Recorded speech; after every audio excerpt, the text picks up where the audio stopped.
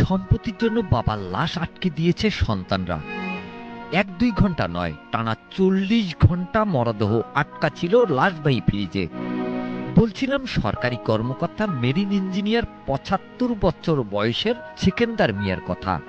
20 December ভোর 4:30টার দিকে সবাইকে কাঁদিয়ে না ফেরার দেশে চলে যান তিনি।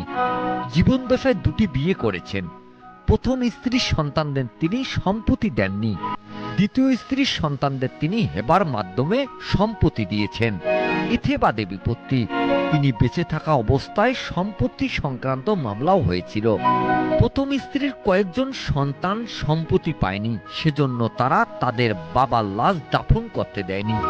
শেষমেশ উপজেলা প্রশাসন, আইন শৃঙ্খলা বাহিনী ও স্থানীয় গণ্যমান্য ব্যক্তিদের হস্তক্ষেপে টানা 40 ঘন্টা লাশবাহী ফ্রিজে লাশ থাকার পর সিদ্ধান্ত আসে দ্বিতীয় স্ত্রীর সন্তানরা প্রথম স্ত্রীর সন্তানদের কিছু জমি লিখে দেবে। লিখিত চুক্তির পর 21 ডিসেম্বর মাগরিবের নামাজের পরে তার নামাজ জানাজা শেষে পারিবারিক কবরস্থানে মেরিন ইঞ্জিনিয়ার সেকেন্দার মিয়ার লাশ দাফন করা হয়েছে। আলোচিত এই ঘটনাটি ঘটে চট্টগ্রামের হাটহাজারী উপজেলার ফটিকা গ্রামের কোরিয়ার দিঘির পাড় এলাকায়। মোহাম্মদ সেকেন্দার মিয়া পূর্ব মেখৈল ইউনিয়নের 5 নম্বর ওয়ার্ডের মরহুম দানা মিয়া সওদাগরের বাড়ির মৃত নকশো মিয়ার বড় ছেলে।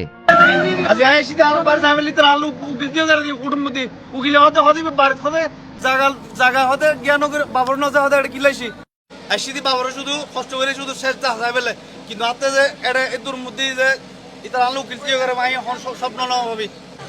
আমার বাবা বলছিল অনেকবার, হয় তুমি এমতিয়াজের মা আমার ছেলেকে জায়গা দিয়ে দিও, রাত্রে বলছি সকাল উঠে গেছে। এগুলো 4 বছর আগের ঘটনা। আমরা তো শান্তি চাই, আমরা আমার বাপের ছেলে না, আমরা তো আমার বাপের ছেলে, আমরা আমার বাপের ছেলে মেয়ে 5 জন। Mizanur Rahman, DRS news.